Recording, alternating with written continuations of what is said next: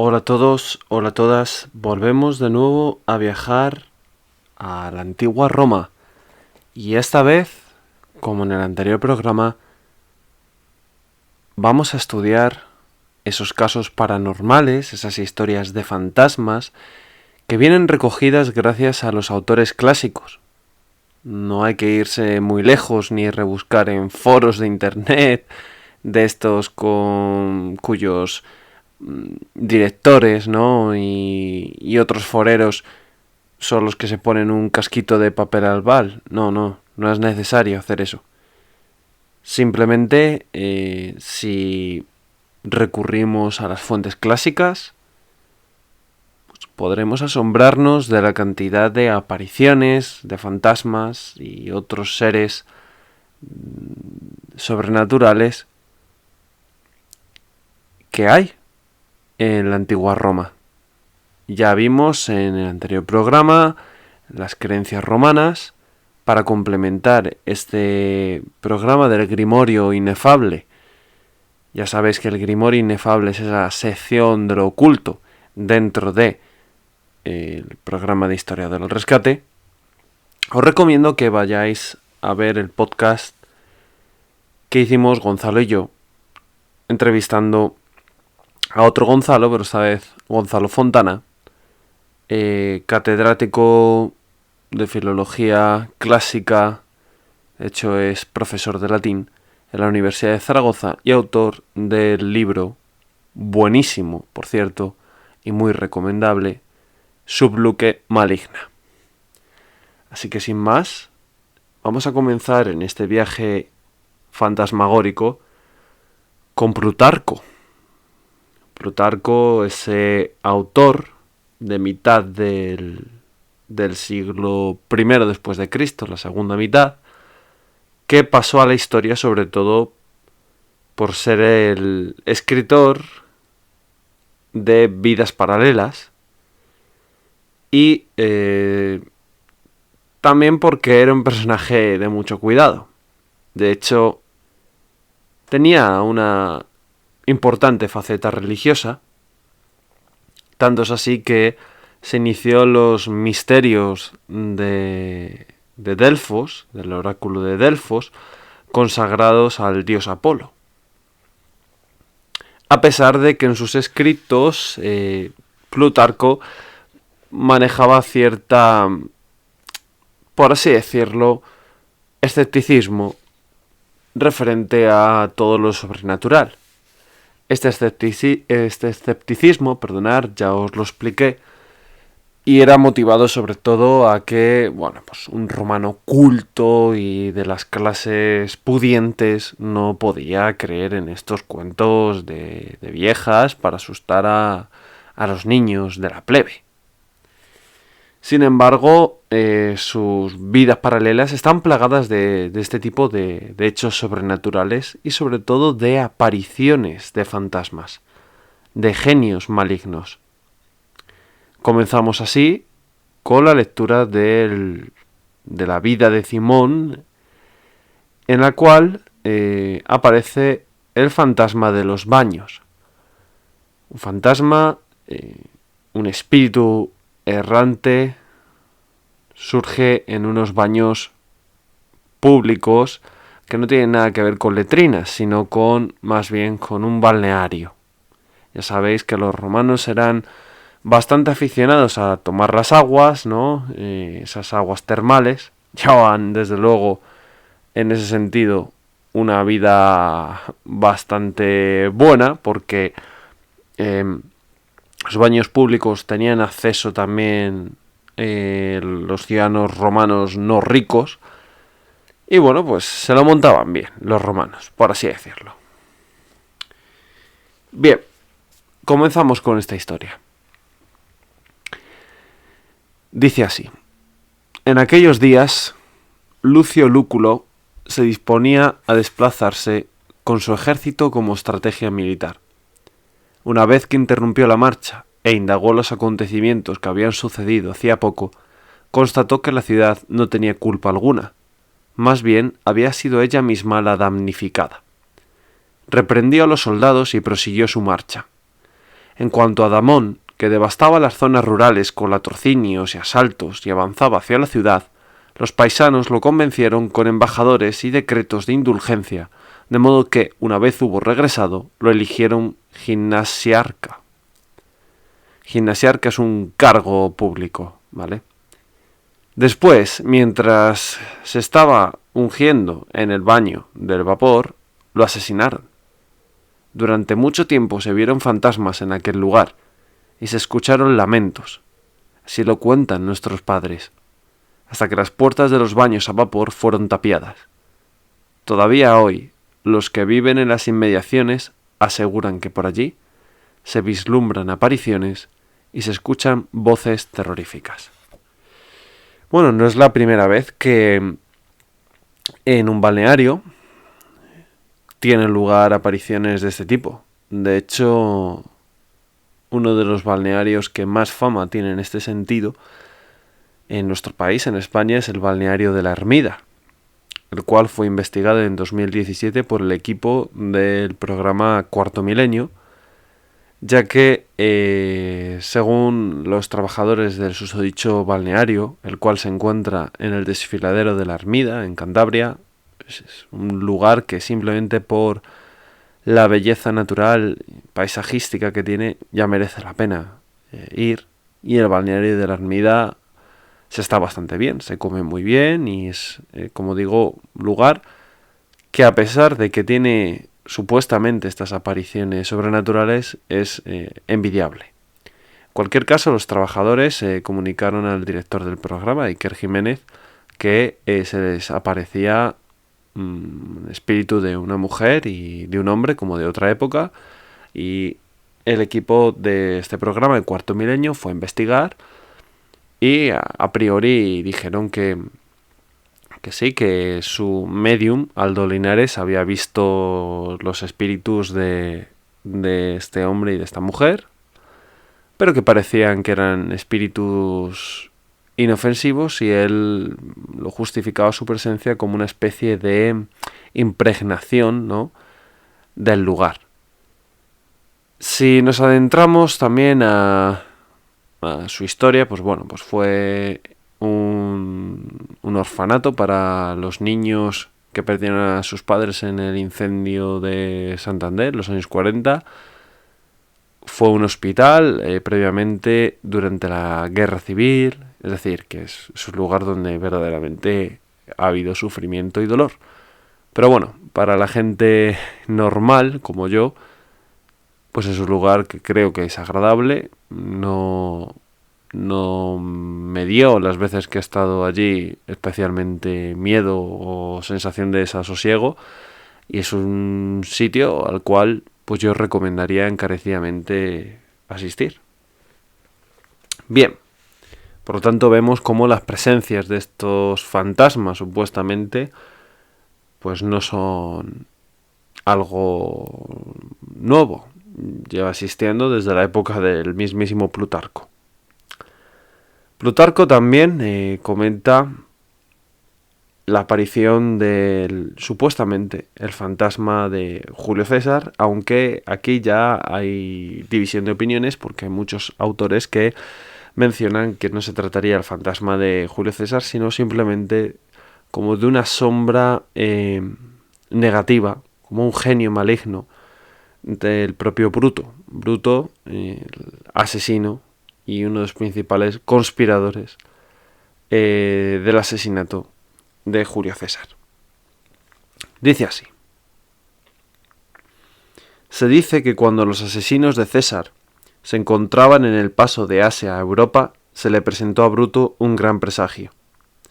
Padecía este individuo un insomnio natural, aunque gracias al ejercicio y una cierta capacidad de autocontrol había podido concentrarlo en unas cuantas horas de la noche. De día no paraba ni un instante, mientras que por la noche reposaba únicamente en aquellos momentos en los que no podía hacer nada ni hablar con nadie, puesto que todos dormían. En aquel tiempo, avanzada la guerra y teniendo el destino del Estado en sus manos y su mente concentrada en el futuro, una vez que había conseguido dormir un rato y tras una cena frugal, se dedicaba a resolver tareas pendientes.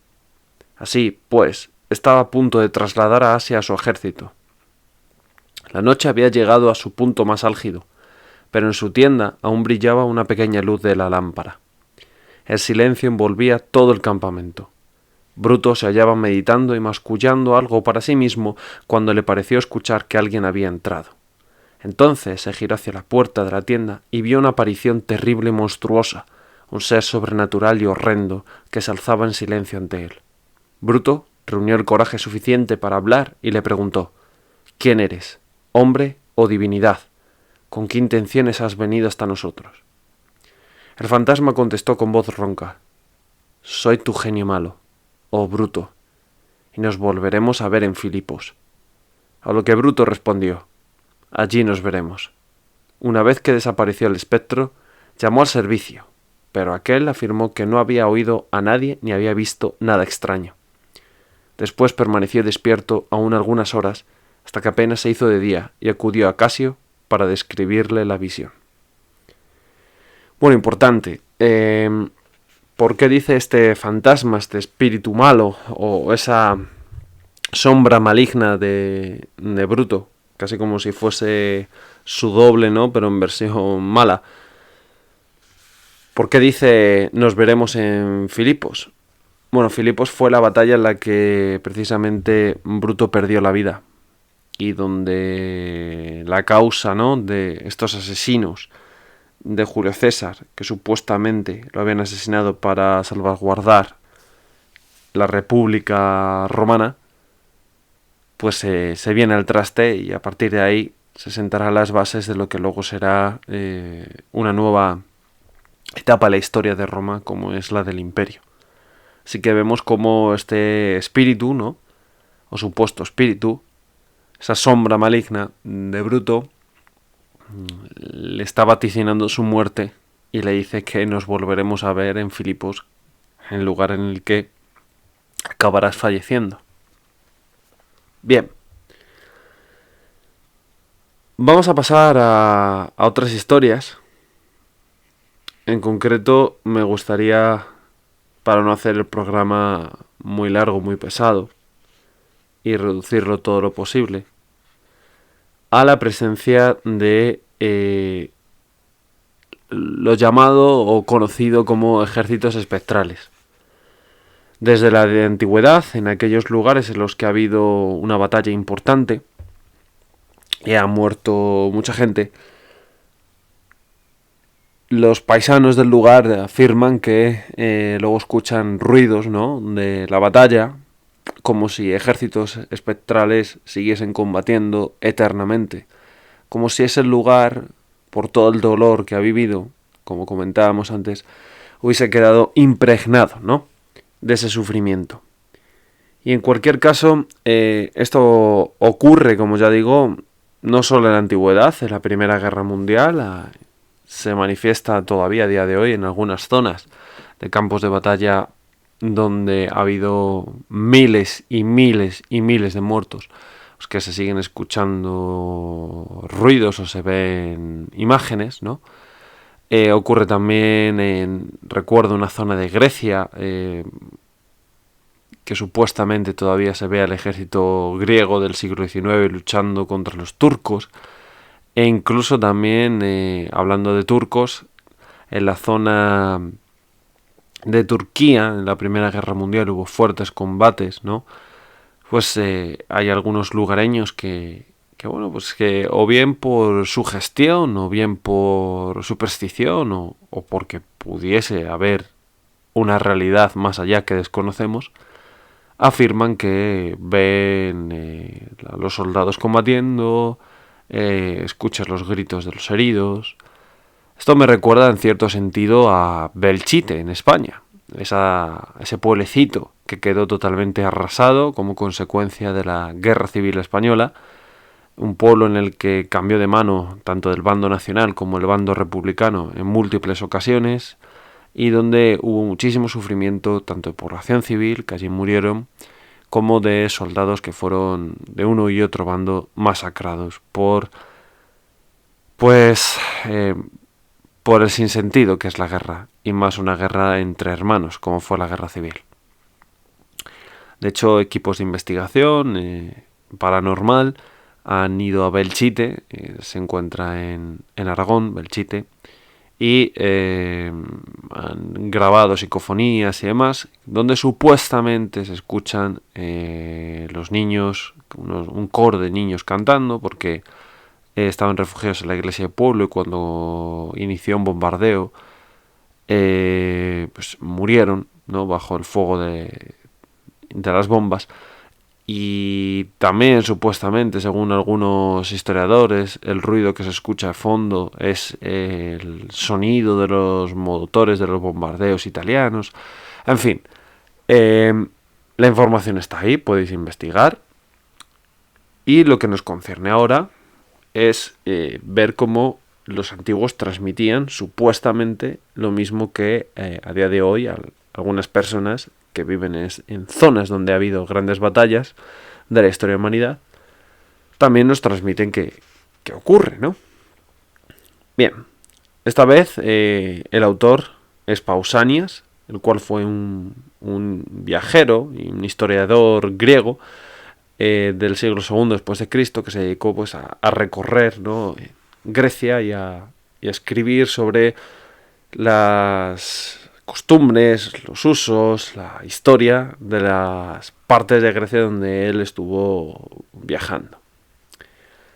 En concreto nos lleva hasta Maratón, lugar en el que en la Primera Guerra Médica pues se produce un gran y mítico y ensalzado por la propaganda ateniense un enfrentamiento bélico entre Atenas y los persas de Darío I, en el 490 a.C. Vamos a ver qué nos dice el amigo Pausanias. Hay un demo llamado Maratón, que dista lo mismo de Atenas que de aquella ciudad llamada Caristo, en Eubea. En esta región del Ática desembarcaron los bárbaros y fueron derrotados. También se tomaron algunas de sus naves cuando estaban en retirada. En la llanura se encuentra la tumba de los atenienses, señalada con lápidas que recuerdan el nombre de los caídos, tribu por tribu, y también hay otra tumba para los beocios de Platea y los esclavos, pues aquella fue la primera vez que los esclavos tomaron parte en un combate. Cada noche en aquel lugar se pueden oír el relinchar de los caballos y el fragor de los hombres que combaten. Sin embargo, cuando alguien ha intentado ir allí a propósito para presenciar tales fenómenos, no ha visto ni oído nada, pues solo sucede cuando se ignoran estos hechos o bien cuando se presencian de forma casual. Los de Maratón honran a aquellos que murieron en combate llamándolos héroes, y así también honran el lugar de Maratón, que da nombre al demo. El demo sería porque habéis visto que se repite, sería una simple demarcación territorial. Bien, hay otro ejemplo de batallas, ¿no?, que siguen resonando. Esta vez nos lo cuenta Julio Obsecuente, el cual fue un historiador romano muy misterioso porque sabemos poquito de él. Vivió en el siglo I después de Cristo y lo único que sabemos de él es que escribió un libro de los prodigios sobre los acontecimientos extraños, ¿no?, que tenían lugar en la antigua Roma, y para escribir este libro de los prodigios él se basaba en como una especie de anales, de anales de sucesos anuales que eran recogidos, ¿no?, por funcionarios de la antigua Roma con hechos extraordinarios, como por ejemplo que caiga un rayo con pleno día, ¿no?, y con un sol espectacular, un día bellísimo, ¿no?, donde no había tormenta, o que nazca un bebé deforme,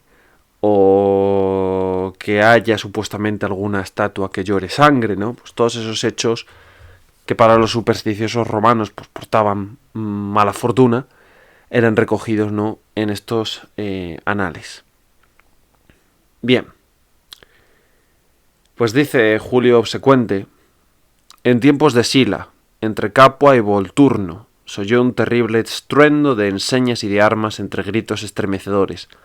En efecto, durante algunos días parecía que 2 ejércitos estaban enfrentados.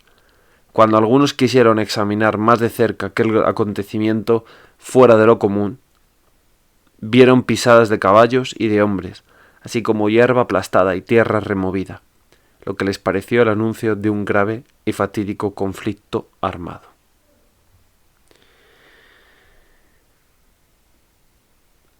Vamos a terminar el programa de hoy con una visión muy breve en el cementerio. También vemos cómo en la Edad Antigua los cementerios son lugares en los que, lejos de reinar la paz y el descanso eterno, eran zonas de manifestación fantasmagórica y que además causaban pánico, causaban terror en los romanos estos lugares, porque los romanos, como he dicho, son muy supersticiosos y de hecho, por ejemplo, si moría un niño, eso provocaba una fuerte conmoción, como es lógico, pero también, sobre todo, daba miedo, porque se había muerto ese niño antes de tiempo, antes de que le correspondiese.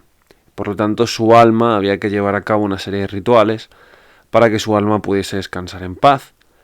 O si una persona que era muy mala o había sido asesinada, con el terror de que no pudiese volver su espíritu a la vida y perseguir al asesino o a la persona con la que se ha enfrentado en vida, pues normalmente los arqueólogos, de hecho, cuando excavan necrópolis romanas, se encuentran esqueletos con las piernas, ¿no?, con las tibias y los fémures cerrados, para que en caso de resucitar ese cuerpo no pueda salir de la tumba y perseguirle. Tendría que ir arrastrándose. O incluso, de una manera más brutal,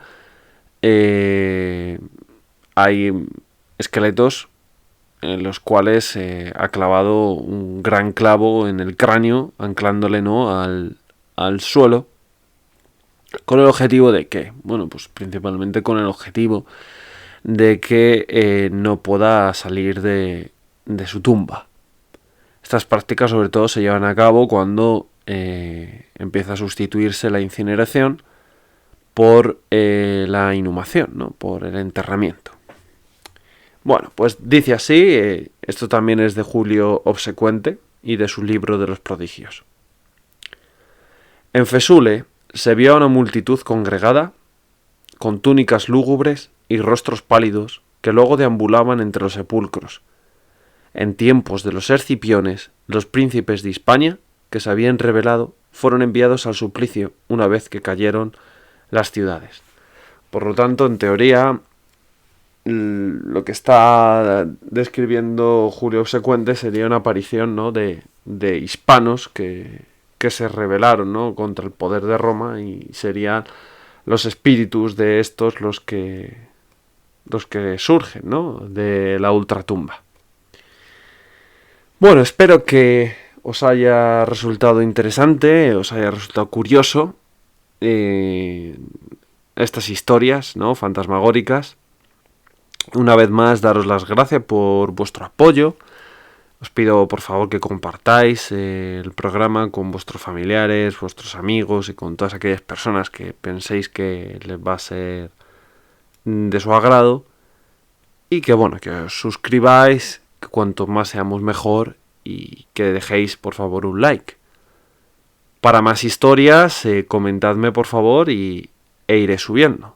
Para mí es un placer transmitir pues estos temas y también cualquier temática referente a la historia y a la antigua Roma y a la antropología, que son líneas de investigación que a mí me apasionan, así como la geopolítica. En cualquier caso, como siempre os digo, sed buenos y sed felices. Hasta la próxima. Chao.